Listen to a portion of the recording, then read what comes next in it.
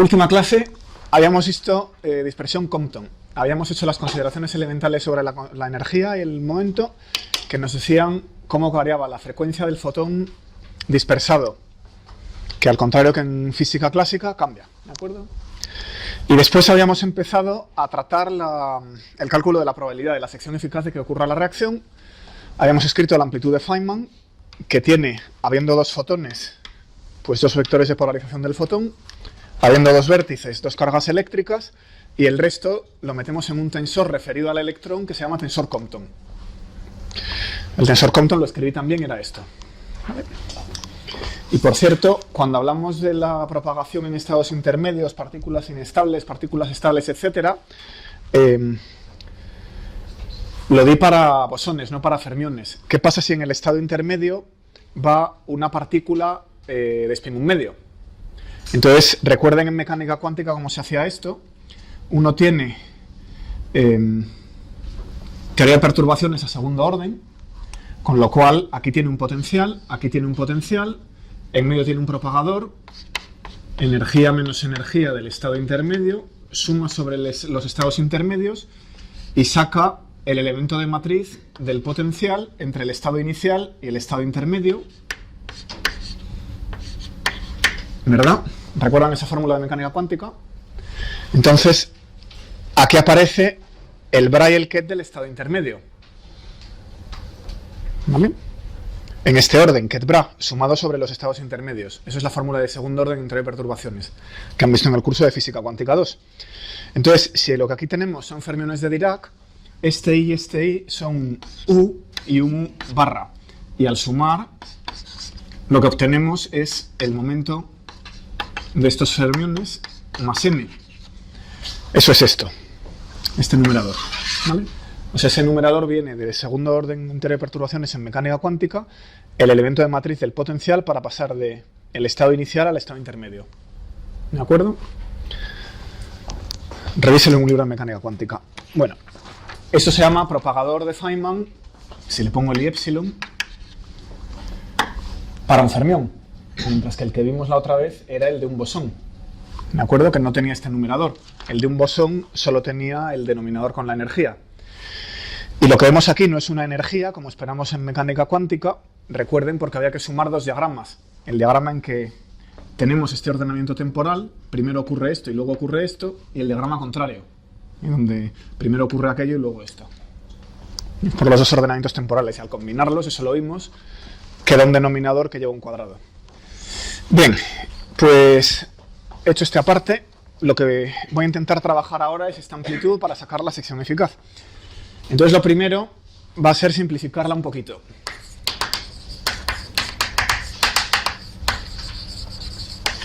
Vamos a simplificar un poquito. Entonces me voy a fijar en este denominador. P más K cuadrado menos M cuadrado es lo mismo que P cuadrado más K cuadrado menos M cuadrado más 2KP, abriendo el cuadrado. E inmediatamente veo, como P se refiere al electrón, este P cuadrado es precisamente M cuadrado, así que se cancela con ese M cuadrado. Este otro se refiere al fotón, K era el fotón, pero el momento al cuadrado de un fotón, que es la masa del fotón, es 0. Así que ese también es 0. Con lo cual, ese denominador es solamente 2Kp. Todo este denominador es 2Kp. Y el otro lo mismo. El denominador P menos K' cuadrado menos M cuadrado, pues es menos 2Pk'. ¿Vale? Se cancela la masa del electrón con P cuadrado y el K cuadrado del fotón es 0. Porque P y K son variables externas, por tanto están en la capa de masas y satisfacen todo. Bien, vamos a ver los numeradores. A ver si se puede trabajar un poquito este numerador. Ahí tenemos P más N, gamma mu, U de P y S. Entonces, esto es un spinor de momento P, con lo cual satisface la ecuación de Dirac.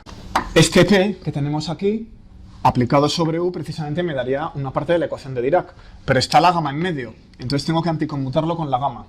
Voy a anticonmutarlo para juntar este P con aquel spinor y poder usar la ecuación de Dirac.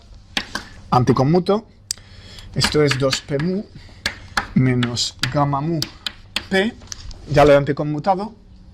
Me queda poner la M. Pongo la M. Aplicado sobre U. En el momento de spin. Bueno, pues este trozo lo dejo como está. 2p mu por U. No puedo hacer nada. Pero este otro trozo, si saco el gamma mu factor común,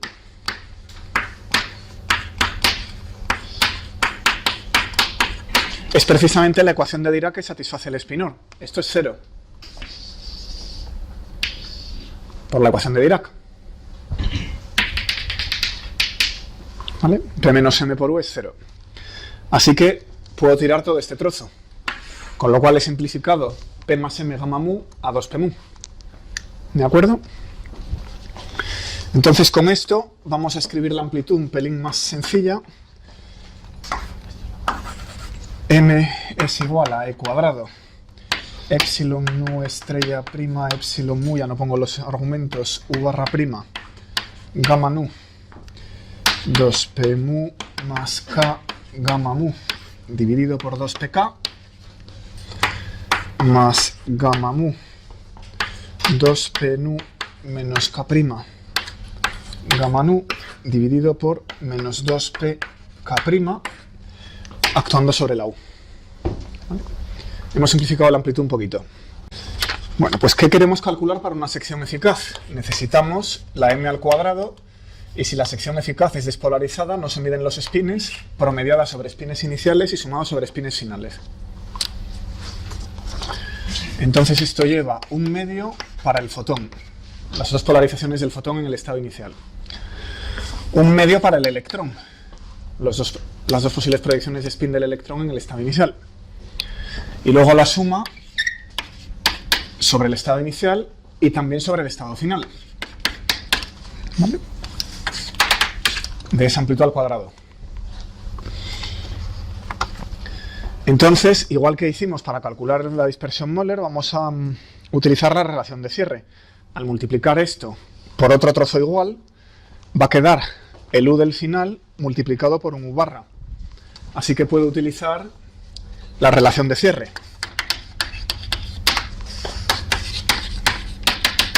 De nuevo. ¿Vale? Bueno, para los fotones hay un truco parecido.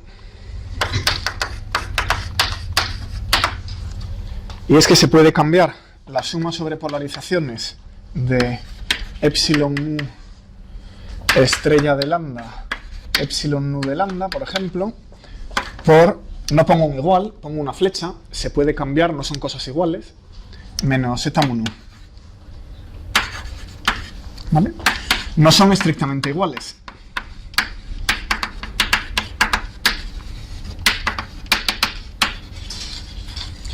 Eso es evidente. Si yo tengo dos polarizaciones del fotón, pues son una base del plano perpendicular a la propagación de la luz. Me dan el cierre de esos dos vectores, es la identidad en el plano perpendicular a la dirección de propagación. Desde luego no es la identidad o la matriz métrica en 4 dimensiones. ¿Vale? Sin embargo, voy a probar que esto se puede hacer. Con lo cual tenemos una relación de cierre muy sencilla. Se puede hacer porque esto no está suelto en el aire, sino que está metido en esta amplitud y va multiplicada por la T, por el tensor Compton. ¿Vale? Vamos a ver que eso se puede hacer. Estos no son estrictamente iguales, pero en QED, en electrodinámica, se puede hacer la sustitución.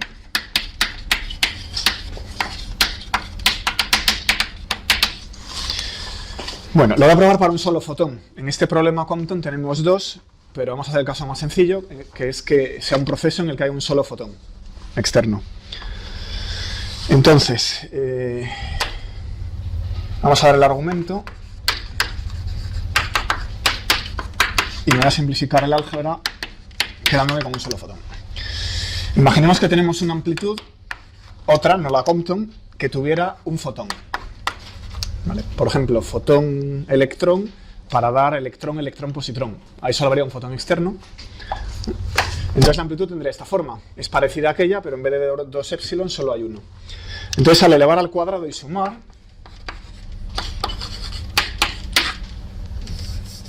simplemente así, pues esto sería la suma de epsilon mu estrella, epsilon nu, t nu estrella T mu. ¿Vale? Y aquí tenemos la construcción de la que estoy hablando, los epsilon. En este problema Compton eso aparece 2 veces, ¿vale? Pero es igual. Bueno, entonces vamos a coger el momento del fotón a lo largo del eje Z. De manera que el momento del fotón, el cuadrimomento, sería K, que es la energía, 0, 0, K. ¿Vale? Entonces, ¿cómo puedo elegir los vectores de polarización? Pues puedo elegir epsilon 1 como el vector 0, 1, 0, 0 y epsilon 2 como el vector, el 1 no hace falta porque sean los 4 componentes, como el vector 0, 0, 1, 0. Y esto, aquí ocurre lo que digo, que es que si cierro, lo que construyo es la identidad en el subespacio XY, que es perpendicular a Z en la dirección de propagación. Bueno. Entonces, esto que tengo por aquí, la suma de las m cuadrados,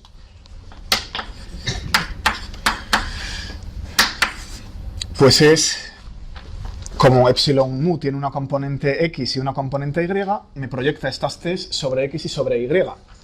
Y queda tx cuadrado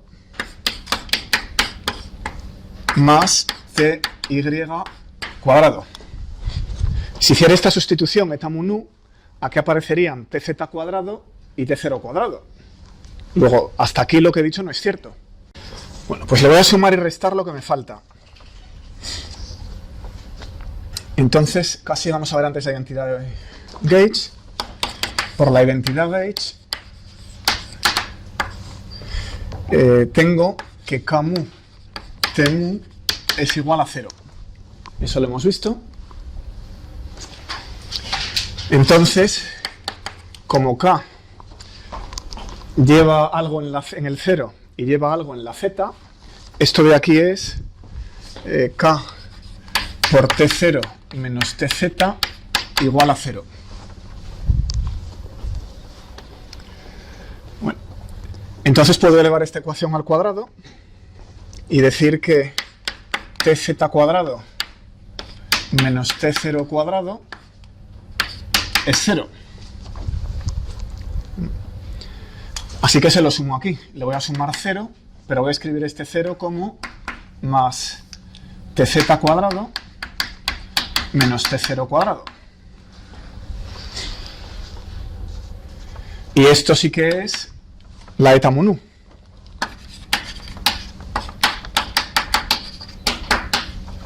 O sea que aunque la suma de los dos fotones solo proyecte sobre el plano XY, debido a la identidad Gauge,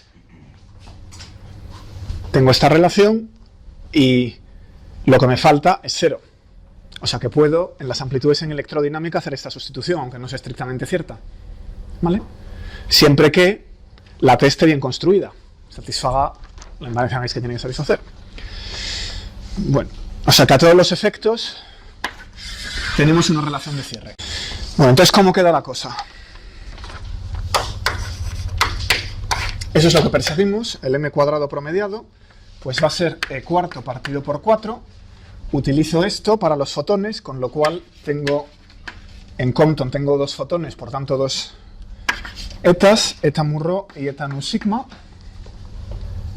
donde he utilizado esta relación para eliminar los epsilon de los fotones, los vectores de polarización. Y ahora tengo la parte del tensor Compton al cuadrado. Utilizo el cierre de los fermiones, u por u barra es p más m, y acordaos que lo que queda es una traza. Entonces queda la traza de algo bastante grande, p más m del primer par de fermiones, después gamma nu k gamma mu más 2 gamma nu p mu dividido por 2pk más gamma mu k' gamma nu menos 2 gamma mu p nu, esto lo voy a quitar, lo tienen ya,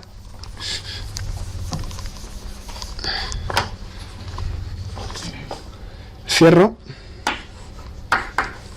P más M, abro, gamma rho K, gamma sigma más 2 gamma sigma, si ven algún índice mal avisen por favor, perro, 2 pk más gamma sigma, K' gamma rho menos 2 gamma rho P sigma dividido por 2 pk', cierro el corchete y cierro el paréntesis de la traza. Eso es la amplitud Compton al cuadrado, que es algo inmanejable todavía. Pero ya no puedo hacer más simplificaciones obvias, o sea que ahora ya hay que usar fuerza bruta. Así que recuerden cómo se calculaban trazas de matrices de Dirac. Lo aprendimos haciendo dispersión Moller. Y ahora que ya lo saben, se pueden instalar un programilla que se llama Form, que es especialista en calcular trazas de matrices de Dirac. También hay paquetes de matemática que lo hacen. Sí. Ahí en el segundo término de la traza nos falta un denominador. Sí. Este es un 2kp' por un casual, 2pk'. Gracias. Bueno, entonces, calcular esta traza es pesado. Aquí tengo una gama, 2, 3, 4. Y luego lo estoy multiplicando por 1, 2, 3, 4. O sea que es una traza de 8 matrices de Dirac y hay varios términos. Se puede hacer, pero bueno, es 2 páginas llenas de álgebra inútil. Si la automatizan, mejor, ¿vale? La estructura que tiene, si la voy a poner, es e cuarta dividido por 4, primera traza entre 2pk cuadrado, más segunda traza dividido por 2pk, 2pk', más tercera traza dividido por 2pk', 2pk, más cuarta traza dividida por 2pk' cuadrado.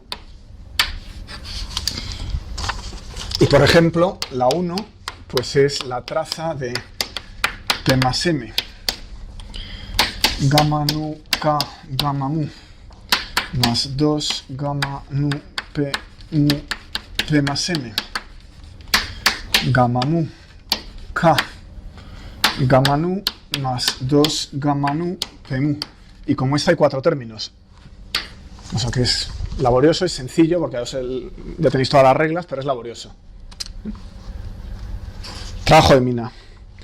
Bueno, si hacéis el ejercicio en forma, en un paquete de matemática o de Maple que haga trazas de Dirac, el resultado es este, es 16 2m cuarta más m cuadrado s menos m cuadrado, la s de Mandelstam,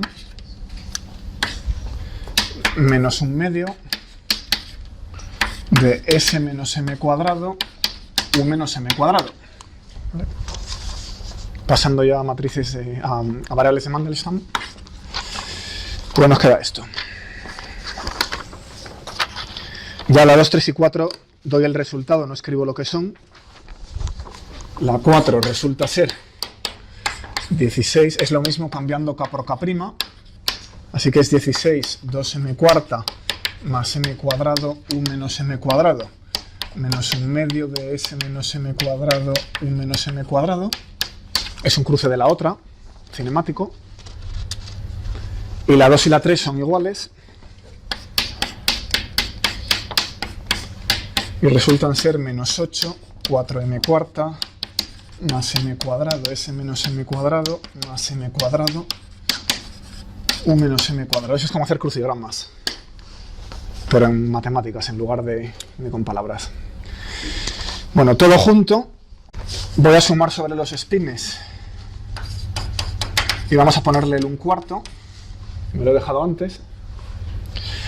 Pues resulta 2e cuarta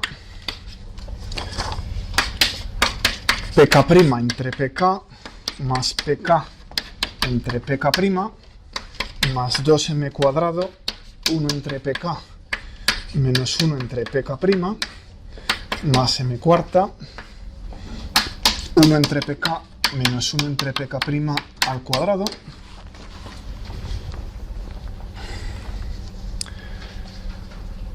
que bueno, no es especialmente difícil.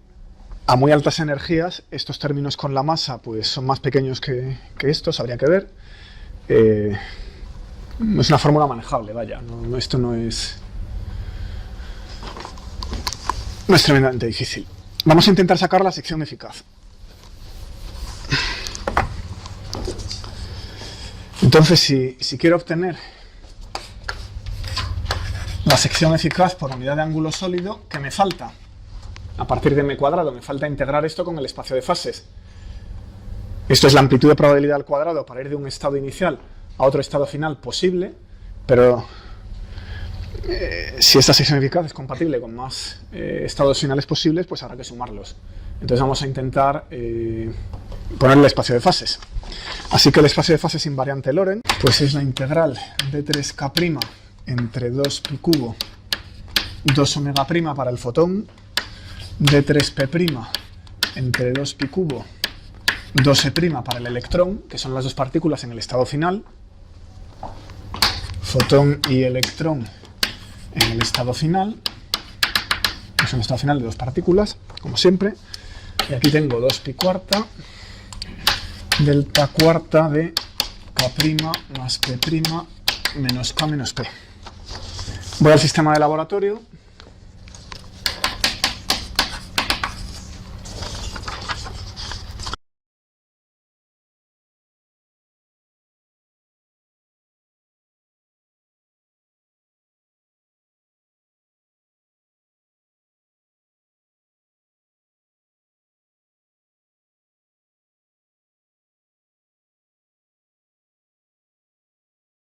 Y se obtuvo sin ninguna de estas técnicas. Esta fórmula es muy antigua y la obtuvieron con mecánica cuántica no relativista, sin matrices de Dirac, ni espinores, ni nada. Bastante heroico. Y lo que estaba observando es que el ángulo está dentro también de omega prima. O sea que la dependencia angular no es solo ese seno cuadrado. Hay más dependencia angular que hemos escondido dentro de la omega prima. ¿Vale?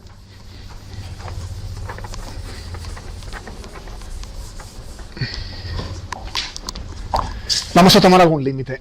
¿Qué ocurre si me voy a baja frecuencia? El fotón es de baja frecuencia. Entonces debo recuperar resultados de la física clásica. ¿Verdad? Lo primero es que la regla de conservación de la energía ahora nos va a decir que omega prima entre omega tiende a 1. Retrocedéis 2 páginas y al hacer que omega sea mucho más pequeña que m, pues el denominador de la fórmula para omega prima se queda en 1. Entonces queda omega prima entre omega igual a 1. O sea que a bajas energías no hay cambio de frecuencia, eso ya lo sabíamos. ¿Cómo se llama el proceso por el que la luz se dispersa sobre una carga libre? Clásica, dispersión Thomson. O sea que esperamos que esta fórmula recupere la fórmula de Thomson. Se ve rápido. Ponéis aquí omega prima entre omega igual a 1, 1, 1, 1. Todos estos factores se simplifican. Así que recuperamos efectivamente la fórmula de Thomson. Esta fórmula se aplica para rayos X. ¿Por qué? Porque estos rayos tienen entre kiloelectronvoltios típicamente de energía, que es menor que la masa del electrón.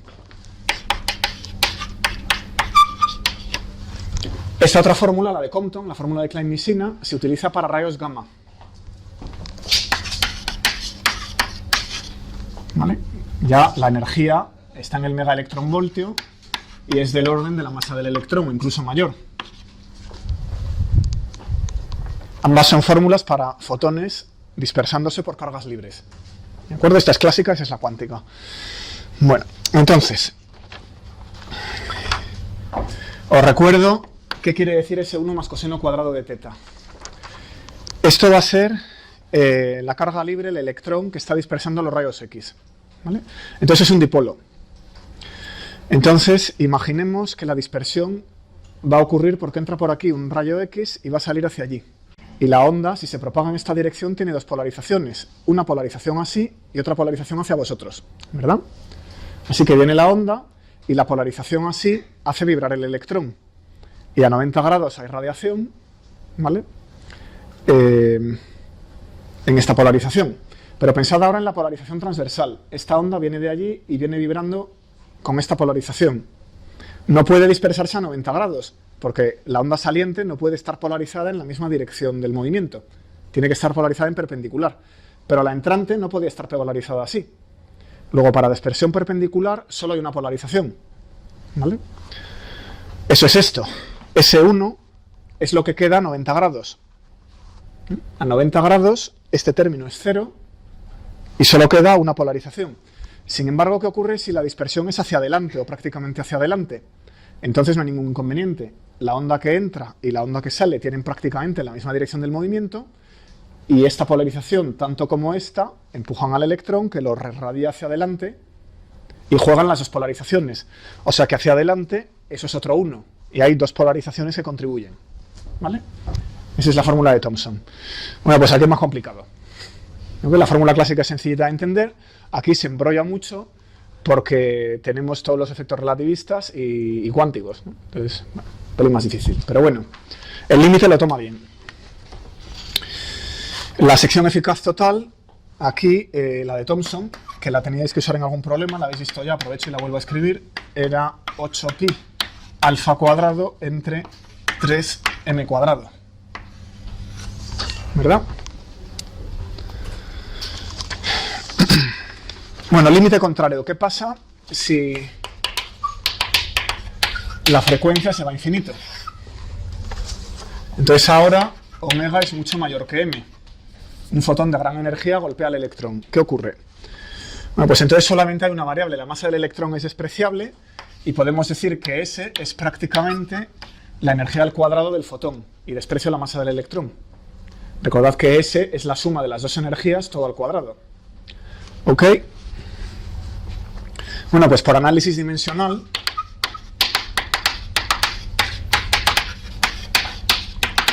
si solo hay una escala, que es S, que es omega, parecería que para conseguir las unidades de sección eficaz deberíamos tener alfa cuadrado electromagnética, que es el orden de esta sección eficaz, una constante que no pongo, dividido por S, para dar las unidades de área, 1 entre energía al cuadrado. Bueno, pues aquí os dejo un problema que tenéis en la hoja de problemas y si se os atasca lo podéis mirar en el libro de Peskin y Soda, que es el que trata la dispersión Compton con más detalle. ¿Vale? Pues lo miráis en la hoja de problemas. Lo que ocurre es que hay una divergencia. En la integral angular, si yo quiero coger esta integral diferencial de sigma respecto a coseno de teta, como es más complicada que la de Thomson, la integral tiene una divergencia. Lo podéis ver rápidamente.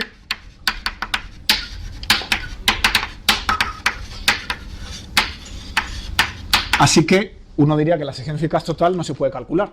No tiene sentido. Lo que pasa es que nos hemos equivocado aquí. Al tirar la masa del electrón a orden 0 en omega, tiro la masa del electrón, ¿no? Orden 0 en la masa del electrón, pues meto una divergencia. Me tengo que quedar a orden 1 en el denominador. Tenéis que guardar, ese es el contenido de este problema, hay que quedarse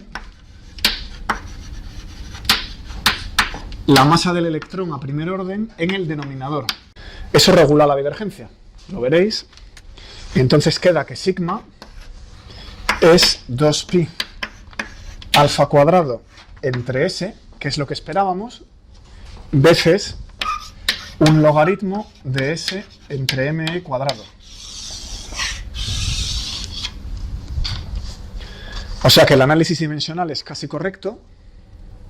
Dimensionalmente va como 1 entre S, pero hay un logaritmo. Es decir, la masa del electrón no se puede tirar del todo. Si intento tirarla, me quedo con un infinito logarítmico. ¿Ok? Hay que quedársela en un sitio. Esa es la sección eficaz por unidad de ángulo sólido, milibarn por radianes. Y aquí tenemos el ángulo de dispersión de 0 a pi. ¿Vale? Los puntos experimentales son estos cuadrados y van muy bien sobre la fórmula. O sea que ya tenemos la dispersión Compton entendida. Bueno, pues ahora voy a atender brevemente al proceso de aniquilación. Vamos a coger electrón-positrón y aniquilarlo en 2 fotones. Acabamos con la dispersión Compton.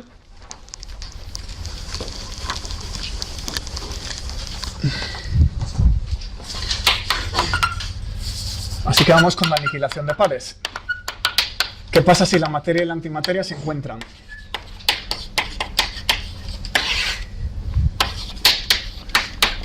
Pues entonces el número leptónico se puede aniquilar y obtenemos radiación. Hemos dicho que a 2 cuerpos, fotón-fotón. A un solo cuerpo no puede ir la reacción porque violaría conservación de energía a momento, como ya han visto en algún ejercicio, pero a 2 fotones sí. Bueno, pues esta amplitud va a ser un cruce de la de Compton, así que ya poco trabajo. Teníamos Compton, que eran estos 2 diagramas, canal S y canal U, y los cruzamos y obtenemos este diagrama de aniquilación y el diagrama con los fotones intercambiados. Fácil, ¿verdad? Así que esto, que era un diagrama en el que el fermión intercambiado iba en canal S, ha pasado a ser un diagrama en el que el fermión intercambiado va en canal T. O sea que eso es un cruce S por T. Hemos cruzado S a T. Así que, para altas energías, teníamos que la amplitud Compton a altas energías, vamos a dejarme maniobrar esta fórmula un poquito, para que el cruce sea sencillo, porque aquí la tengo escrita en términos de omega. Voy a volver a llevarla a las variables de Mandelstam. Entonces, el 1/4 de la suma sobre spin del m cuadrado Compton, pues era 2e² a altas energías, pk' entre pk más pk entre pk', esto es tomar m a 0, y pk era s medios, y pk' era menos 1 medios, sustituyo, con lo cual esto es 2e² menos u entre s menos s entre u. Así que cruzo y obtengo que el m cuadrado promediado sobre spines de aniquilación, electrón-positrón a fotón-fotón, cambio s por t y obtengo menos 2e² u entre t más c entre u. Y me he equivocado en un signo al hacer esto. Aquí hay una sutileza que hay que explicar. Ese signo está mal. Es lo que sale de hacer el cruce si lo miráis, pero el signo está mal. Es un problema con el cruce de fermiones.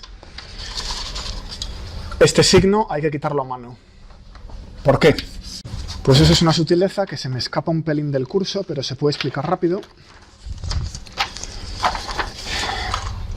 La razón es que si escribo el elemento de matriz e intento mirar el cruce, empiezo con un electrón, luego tengo normalmente psi barra gamma mu psi, que es la corriente, vemos electrón, hamiltoniano de interacción, que es la corriente por A, pero aquí no voy a poner los fotones, así que solo pongo la corriente, veces el electrón de momento P. Eso es lo que es típicamente el elemento de matriz del estado inicial, potencial, estado final. Entonces, ¿qué pasa si lo cruzo? Pues si lo cruzo ahora voy a electrón, positrón, con momento P', momento menos P, corriente, psi barra gamma mu, psi, 0. Bueno, entonces ahora tengo que utilizar las reglas del oscilador armónico, de aniquilación y destrucción. Así que tengo que transformar Fourier las psies, y aquí me entran los modos. Aquí me interesa el operador electrón conjugado, porque no hay positrones, y aquí me quedo el electrón. Y en esta corriente, aquí me interesa el electrón conjugado, pero aquí no me interesa el electrón, porque lo que tengo es un positrón al otro lado. O sea que de los 2 modos que tiene este psi, me tengo que quedar con el positrón conjugado. Y ahora calcular el elemento de matriz. Este se aniquila con este con aquel. Y ahora vengo aquí. Y tengo que este va a ir hasta allí y este va a venir hasta aquí. Los he cruzado. Al anticonmutarlos he metido un signo. Y ese signo, esta regla de cruce no lo tiene en cuenta. O sea que hay que cambiar el signo, ¿vale? Para tener en cuenta ese signo. O sea, hay un signo del oscilador armónico que las reglas de cruce que hemos visto hasta ahora no tienen en cuenta. No nos había salido, por eso no lo he contado. O sea que cuando uno cruza fermiones, por cada fermión hay que meterle un signo a la amplitud. Vamos a poner aquí la nueva regla.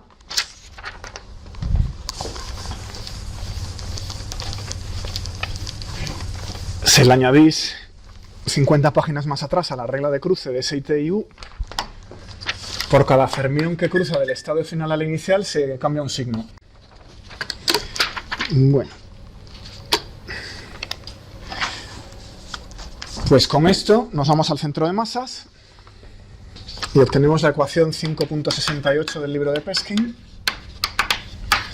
Un centro de masas que dice que m cuadrado electrón-positrón para dar fotón-fotón es igual a... no, esta ya la tengo dada, no, lo que quiero hacer... Esa ecuación es esta. Lo que quiero hacer es hacer la cinemática en centro de masas. En centro de masas, con una masa del electrón muy pequeña, el módulo de P es prácticamente el módulo de K. Y tengo electrón, fotón, todos espalda contra espalda porque es centro de masas, así que este lleva K y este menos K, este lleva P y este menos P, y S, como la masa es 0, S es simplemente 4P cuadrado, T es menos 2P cuadrado por 1 menos coseno de teta, U, esto lo habéis hecho en los ejercicios, es menos 2P cuadrado por 1 más coseno de teta, sustituyo todo esto.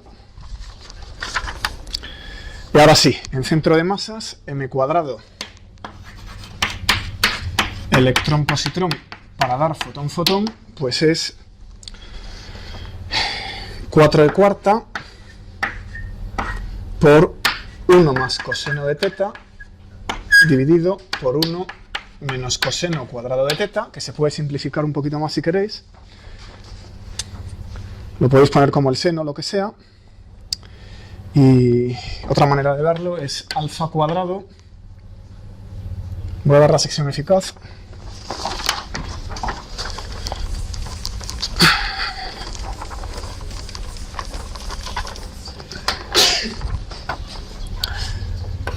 Sección eficaz por unidad de ángulo sólido en centro de masas, utilizando la fórmula de siempre, que era 1 entre 64 pi cuadrado s por m cuadrado promediado. Pues sustituyendo aquello, pasa a ser alfa cuadrado entre s por 1 más coseno cuadrado de teta entre seno cuadrado de teta. Así que esa es la sección eficaz de aniquilación de pares, ¿vale? Materia y antimateria se encuentran, ¡paf!, dan radiación con la probabilidad que indica esta fórmula. Bueno, aquí hay un detalle nuevo, que es que tenemos partículas idénticas en el estado final. Otra cosa que no nos hemos encontrado hasta ahora, porque en los estados finales anteriores teníamos electrón-positrón, o electrón-muón, etc. Lo podía haber comentado cuando hicimos electrón-electrón, ahí nos podía haber salido. Si hay partículas idénticas en el estado final, ¿qué pasa? Que el mismo estado cuántico se cuenta dos veces. En mecánica clásica la sección eficaz se calcula a punto, pero en mecánica cuántica, como las partículas son indistinguibles, porque son idénticas, pues si yo integro sobre el momento de la partícula 3 y el momento de la partícula 4, estoy contando dos veces el mismo estado, porque cuento el estado en que una partícula sale así y la otra así, o el estado en el que están cambiadas, lo estoy sumando dos veces. O sea que al sumar configuraciones de momentos, estoy pensando demasiado clásicamente. Este estado y el estado con las dos partículas cambiadas es el mismo. O sea que al hacer esta integral la cuento dos veces, con lo cual le tengo que poner un medio. ¿Vale? Eso es nuevo y os hace falta para sacar esto. Eso es un experimento a 29 gigaelectronvoltios. Así que la masa del electrón, que es medio megaelectronvoltio, totalmente despreciable. Nos sirve la fórmula. Y ahí la tenemos. Electrón-positrón para dar fotón-fotón, fórmula, esa línea, datos, los puntitos. Y lo único que la hemos multiplicado por S. Eso es la sección eficaz por unidad de ángulo sólido multiplicada por S, que es esta S. O sea que al pasar esta S al otro lado, lo que vemos es la dependencia angular, con lo cual la podemos dibujar. ¿Qué es la gracia? ¿Qué pasa? No. Bueno, vamos a hacer una estimación numérica de esto a 90 grados. La dependencia angular vemos que funciona, esa curva coincide con lo que sale de aquí, pero vamos a ver si el orden de magnitud también funciona. Estamos hablando de 20 gigaelectronvoltios cuadrada nanovarians radian. ¿Eso qué es? Entonces me voy a poner a pi medios para simplificar los ángulos. Y entonces ese diferencial de sigma respecto de omega, pues es alfa cuadrado por, aquí veo un 1, un 0 y un 1, 1 más 0 dividido por 1, que es muy sencillo y no tiene dimensiones. O sea que esto es un número puro, es alfa cuadrado. Pero los experimentales tienen la bonita costumbre de dar esto en las unidades que se les ocurre. Aquí electronvoltios al cuadrado por nanobarn. Energía al cuadrado por área. Eso dimensionalmente es 1. Lo que pasa es que al darlo en estas unidades me hace falta el factor de conversión. O sea que ese número básicamente es alfa cuadrado por el factor de conversión. Lo saco. El factor de conversión hemos dicho que era 0,197 al cuadrado, que es h barra c. Y esto me lleva a G Fermi, pero desgraciadamente esto no está en Fermi, anda por nanobarn, así que tengo que convertir Fermi al cuadrado a nanobarn. Eso me mete otro 10 elevado a menos 7. Y luego tengo alfa cuadrado. Y esto ya sale en nanobarn por gigaelectronvoltios al cuadrado por radian. Calculo el número y este número es 20,7. ¿Vale? Estupendamente. ¿De acuerdo? Ese es el orden de magnitud correcto. O sea que no solo va la dependencia angular, sino también el... Bueno, pues ¿qué pasa en el límite contrario?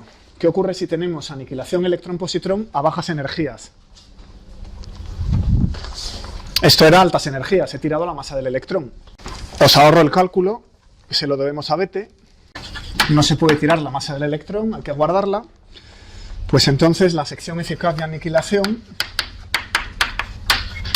la di en el examen de 2013, lo tenéis en un problema. Es pi R0 cuadrado, radio clásico del electrón. Os recuerdo que el radio clásico del electrón aquí es 4pi alfa electromagnética en ME, en esta fórmula. Y luego 4 velocidad al cuadrado en unidades de C, factor de dilatación al cuadrado, gamma cuadrado, 2 beta cuadrado menos 2 más 3 menos beta cuarta entre beta, logaritmo de 1 más beta, 1 menos beta. Este cálculo es de Bethe, no lo voy a hacer, nos lo creemos. Y si tomo el límite de bajas energías, pues sale proporcional, que es de lo que va el problema que tenéis que mirar, a 1 entre el momento al cuadrado. La aniquilación es mayor a bajas energías.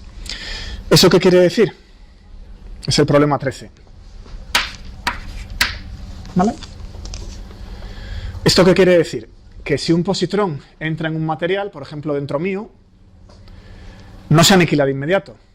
Primero pasa como una partícula cargada y va ionizando el material, va empujando electrones.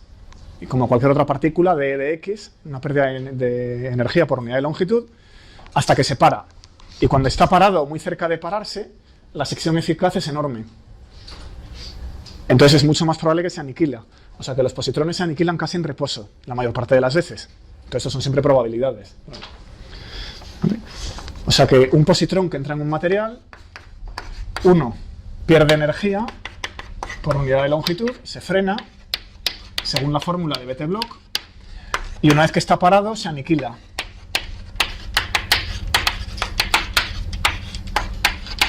Casi en reposo.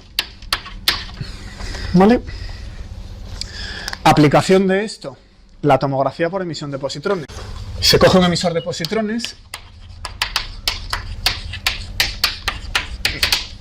un núcleo que sea inestable beta más, y se suele utilizar el fluor 18, ¿vale? Entonces, ese átomo de flúor se fija a una molécula de azúcar.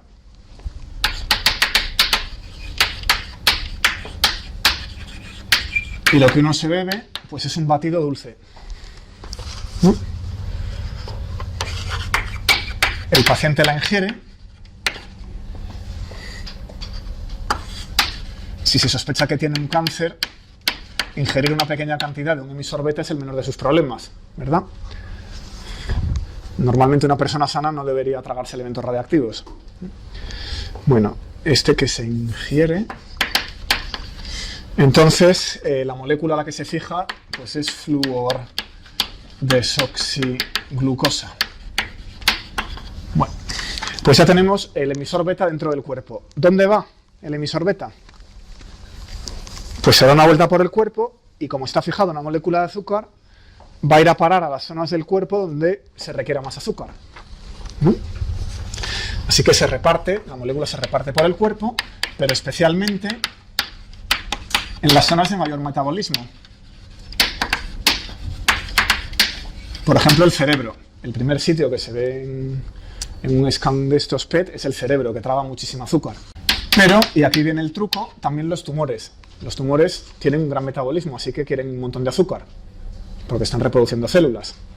Con lo cual, el emisor beta, pegado al azúcar, acaba en los tumores.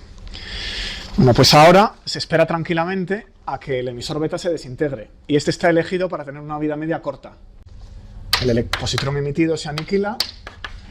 Como se aniquila en reposo prácticamente, pues salen 2 fotones, cada uno de ellos con la masa del electrón. Se aniquilan en reposo, por tanto en centro de masas, así que la señal es clarísima. 2 fotones, espalda contra espalda, de igual energía a la masa del electrón, 0,5 MeV. Entonces ahora se detectan esos 2 rayos gamma y se reconstruye el punto donde se desintegró el positrón, con lo cual se hace una imagen del tumor. Esto es la pierna de una niña vista en un scan de tomografía por emisión de positrones. Y esto que tiene aquí pues no es normal, es un fibroma o algo por el estilo, ¿vale? Aquí hay una zona de gran metabolismo que está absorbiendo azúcar. La imagen no es lo mismo que una radiografía. La radiografía lo que enseña es la estructura, los cartílagos, los huesos, las zonas de mayor absorción de rayos X. Eso es una radiografía de la misma pierna. Entonces aquí vagamente se ve la misma estructura, ¿verdad? Esta es la información estructural y lo que hace el scan PET es la información metabólica. ¿Ok? O sea, la radiografía detecta la densidad y el PET detecta el metabolismo, la absorción de azúcar. Vale. Pues me queda el proceso de dispersión fotón-fotón. Tenemos que en electrodinámica clásica, que es una teoría lineal, los fotones no interactúan, no interaccionan. 2 ondas electromagnéticas se cruzan y siguen su camino al salir. Sin embargo, en electrodinámica cuántica ocurre lo que ya comentamos. Como esto es cuántico, hay estados virtuales intermedios, así que los 2 fotones pueden fluctuar en un par electrón-positrón. O si queréis verlo como un ordenamiento temporal, el primer fotón, eso es arbitrario, pero nos sirve para ordenar las ideas, el primer fotón fluctúa cuánticamente en un par electrón-positrón y el electrón es golpeado por el otro fotón. Esto era virtual, esto es imposible físicamente, solo puede existir durante el delta T de Heisenberg, ¿verdad? Delta T, delta E de orden H barra. Este fotón ha fluctuado en un electrón-positrón, pero si en el momento en que está fluctuado el otro fotón le golpea, puede dar lugar a la creación de pares, que es el proceso contrario que acabamos de ver, o también puede pasar esto, que es más original, ¿vale? Así que la luz se puede dispersar en electrodinámica cuántica.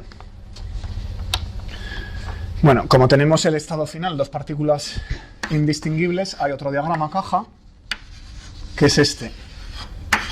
En un alarde de imaginación, eso es un diagrama box caja, ¿vale?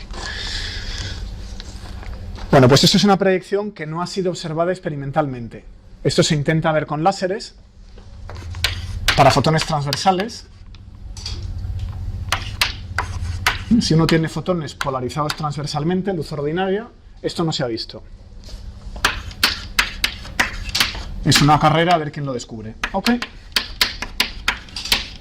Claro, es un proceso sutil, porque aquí hay una carga, 2, 3, 4, el diagrama es a la cuarta, o sea que el diagrama es alfa cuadrado. Pero para sacar la sección eficaz hay que volver a elevar al cuadrado, con lo cual tengo un factor 1 entre 137 a la cuarta, que no es lo más fácil de encontrar. ¿Okay? Solo por las cargas eléctricas. Es un proceso débil. Es electromagnético, pero es de segundo orden, es pequeñito. Bien, lo que sí se ha detectado es la dispersión del Delbrück. Ya hace mucho.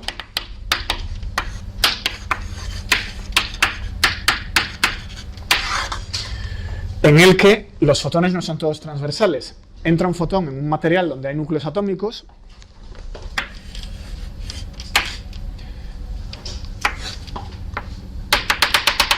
Aquí tenemos un núcleo atómico Z. Y en el campo coulombiano de ese núcleo, el fotón derrapa. Fluctúa en un par electrón-positrón y uno de ellos interacciona coulombianamente con el núcleo. ¿Lo veis, no? Que es un proceso muy parecido a este. ¿Vale? Y luego reconstruimos el final del diagrama. Claro, esto, visto desde lejos, ocurre a la vez que dispersión fotón-núcleo o fotón-átomo. Si pensamos en dispersión Compton, el fotón golpea un electrón del átomo, pues el estado inicial y el estado final son el mismo. Entra un fotón, sale un fotón. Lo que ocurre es que con dispersión Compton solo no se pueden explicar los datos de la dispersión de fotones en un material. Para poder explicarlos hay que invocar este diagrama adicional, con lo cual es una manera de ver la dispersión, no luz-luz, pero casi, luz-electromagnetismo. ¿Okay? Voy a enseñaros los datos. Esto es la dispersión del Delbrück. Se mide el experimento, se ven los fotones salientes y el cálculo tiene dos componentes. Si solo tuviera en cuenta la componente de un solo fotón, obtendría esta línea rayada. Yo no lo he hecho esto en persona, pero me lo creo. ¿Vale? Ese es un cálculo de toda esta gente, Milstein, Strakovenko y Chen-Wu, dos grupos, con lo cual sacan este cálculo. Sin embargo, los datos van notablemente más abajo. Entonces hay que repetir el cálculo, incluyendo esta corrección de Delbrück. ¿Ok? Si se hace, entonces uno cuadra los datos. O sea que eso más o menos demuestra que la electrodinámica no es lineal, que uno tiene dispersión entre dos cuantos electromagnéticos. Hay un proceso más que se llama proceso de división del fotón en un material. Hay un proceso primo de este, que también se ha medido, ya no lo tengo los datos, pero os lo cuento. La palabra inglesa que es más común es splitting, división. El fotón se parte. Entra un fotón, fluctúa, interacciona con el núcleo y a la salida salen dos fotones. Eso también se ha visto. Más cosas. El proceso inverso al anterior, a la aniquilación materia-antimateria. Vamos a ver el proceso de creación materia-antimateria.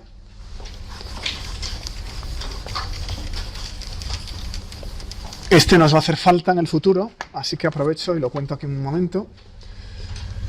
Ya finalmente, para terminar esto de electrodinámica, estamos a punto de cerrar el capítulo, pues tenemos fotón-fotón a, por ejemplo, muón-muón. ¿Vale?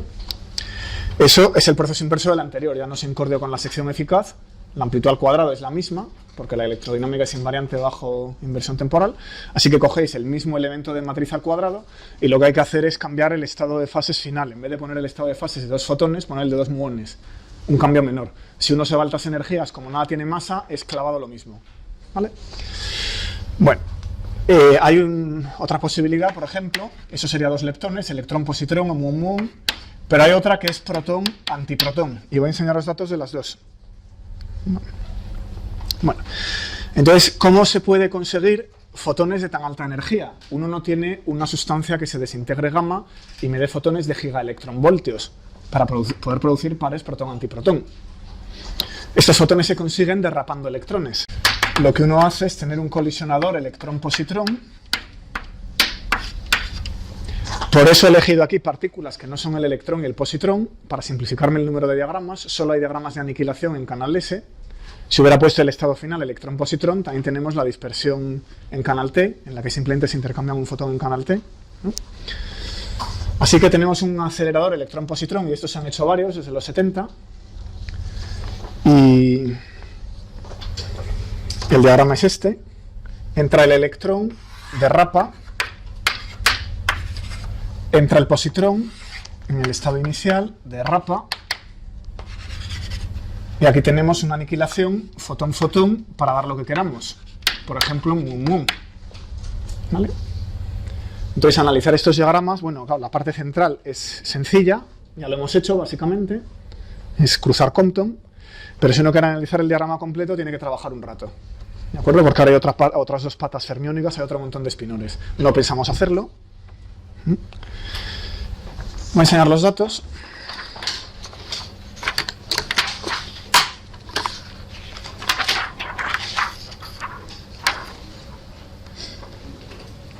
Esto lo he puesto aquí con electrón-positrón, pero también puede ocurrir con protón-antiprotón, ¿no? O incluso con protón-protón. Si aquí pongo protón y protón, pues pueden intercambiar fotones y producir un par de muones.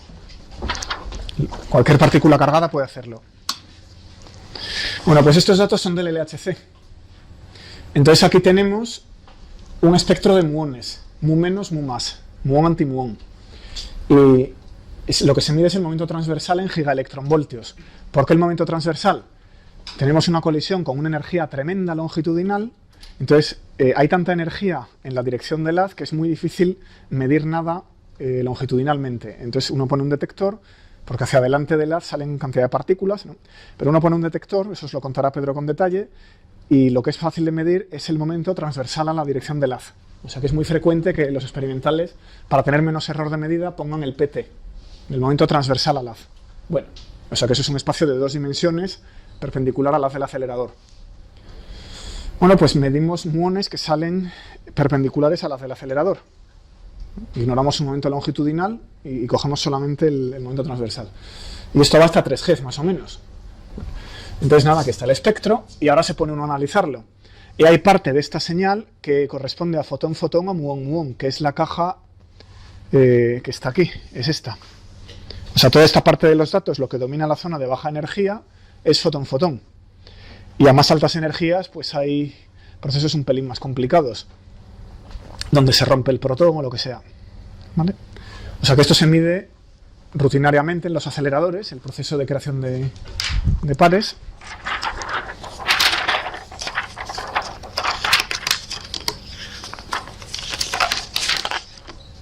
Pero ahora os voy a enseñar protón-antiprotón. Ah, olvidaba un detalle. Bueno, ahora lo cuento. Eso es protón-antiprotón, la segunda reacción que está en la pizarra.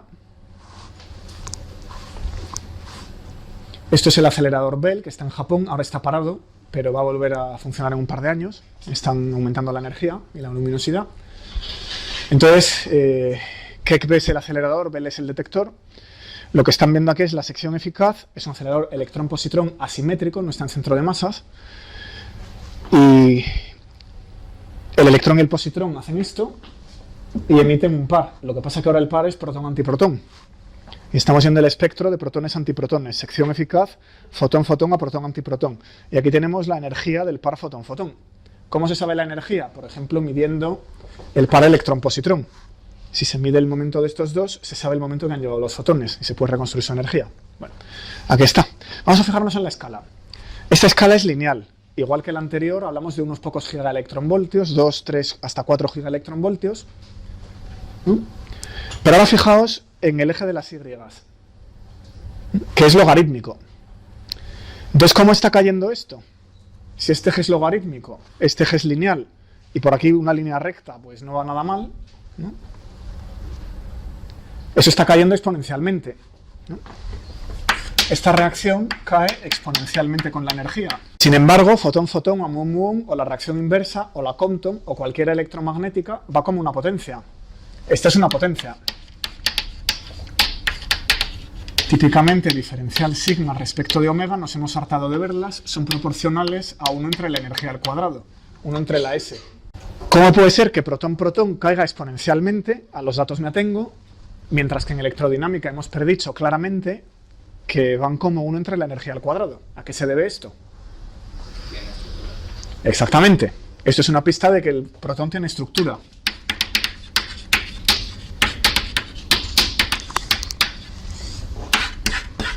Vamos por alguna idea delirante a pensar que tiene 3 quarks, ¿no?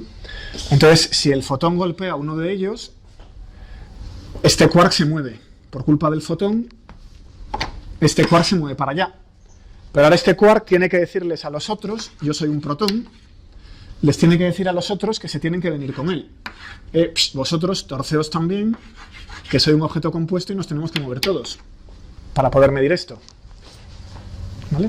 Entonces, si uno tiene objetos con estructura, entra a jugar la función de onda del objeto. Y eso nos cambia este contaje. ¿Vale? Pues con esto voy a dar por cerrada la electrodinámica. La semana que viene tenéis material experimental y cuando vuelva yo, que imagino será la otra, nos pegamos con las interacciones fuertes.